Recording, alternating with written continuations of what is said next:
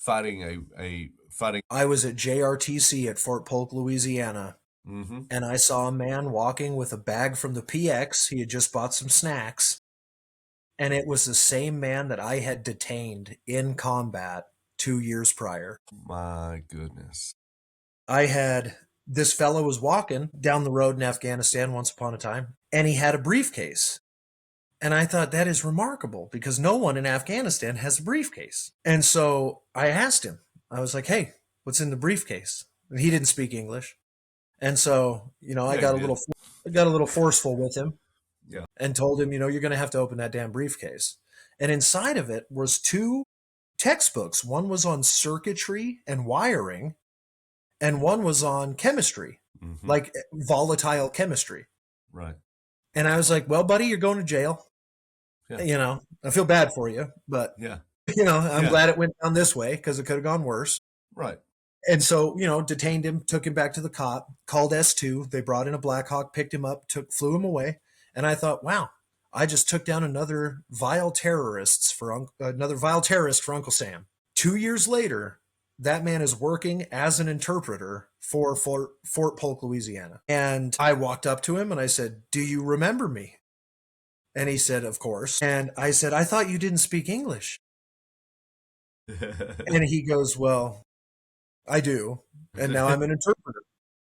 And I thought, I just can't believe it. I was like, yeah, but I thought you were obviously an IED guy.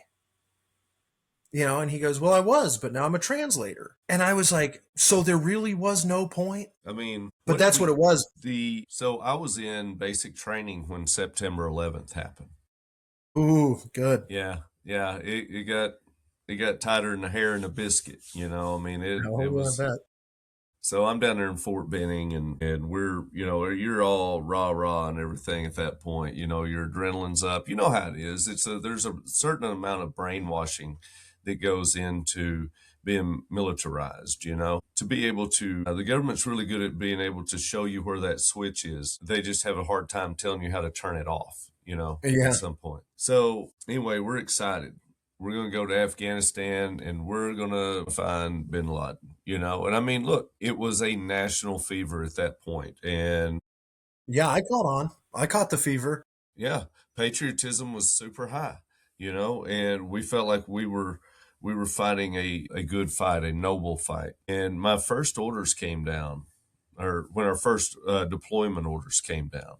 I was at Fort Campbell at that time, Fort Campbell, Kentucky. And my first orders were for Afghanistan, and we were excited, absolutely stoked. We were like, heck yeah, there we go, we're going.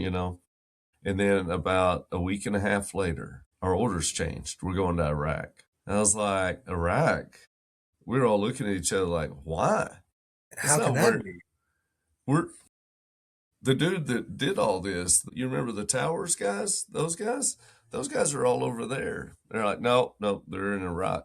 And I was like, man, this is some bullshit. Yeah. And so, yeah, that was my moment there, was when orders all of a sudden changed to Iraq. And then, of course, by that point in time, I was out of training and everything. And I'm able to watch the news, and I'm seeing on the news this shift from Afghanistan to Iraq. And I was like, that sounds fishy. Yeah. Oh, yeah. And well, and it is, and of course it was, and everything that came out years after the fact was like, well, those reports weren't really as accurate as we led everyone to believe they were. No shit. Yeah.